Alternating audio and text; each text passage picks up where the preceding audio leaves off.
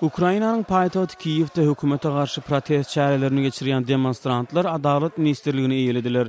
Protestçiler bir näçe sagatlap binada saklanan soň ol ýeri terk etdiler. Häzirki wagtda Kiýewde dowam edýän dartgynly ýagdaýlar diňe paýtagty Kiýewde däl eýsem ýurdun günwatar bölegine de ýarap başlady. Protestçiler 10 vilayatyň häkimliklerini we dolandyryş idaralaryny eýlediler.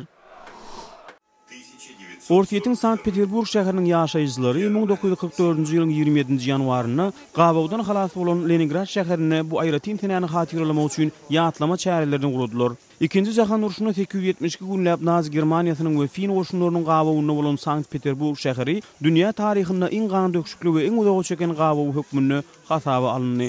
Gabawyň dowamyna açlyk, keselçilik we bomba hüjümleri zararly takminan 1 million adamyň wepat bolanyny aýdylýar. Şeýlede Ortiýetde Ýewrey muzeyi we Moskwanyň dialog merkeziniň gurulmagyny halkara gyrgynçylygy ýatlamak güni bellenip geçirildi. Matam çärelerine gatnaşan adamlar şem ýakyp pazygaly gyrgynçylykda aradan çykan adamlary hatyrladylar.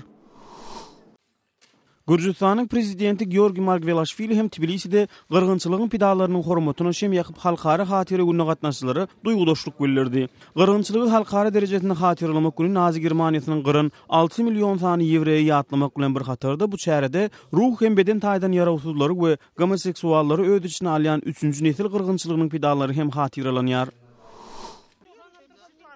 Qazaqstanyň Öýler döwlet öýçiligine geçirilen öý ýerleri birleşiginiň agdalary Almaty şäherine ýerleşen Milli bankyň öňüne bankdan madda goldaw talap etmek üçin ýynaşmak çäresini geçirdiler.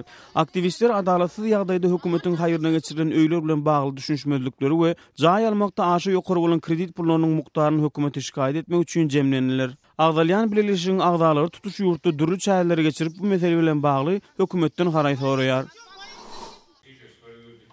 Halkara korrupsiýa garşy görüş topary öýleriniň owgan hökümetiniň işi barada geçiren barlyklarynyň netijeleri bilen Owganstana çykyş etdiler. Topar hökümetiň pensiýa töleglerini, ýer paýlanşygyny we jemgyýetçilik işlerini işe kabul ediş düzgünligini hasaba alyp, şol ugurlarda korrupsiýa bilen bagly barlyk we gödöwçilik çärelerini geçirdiler.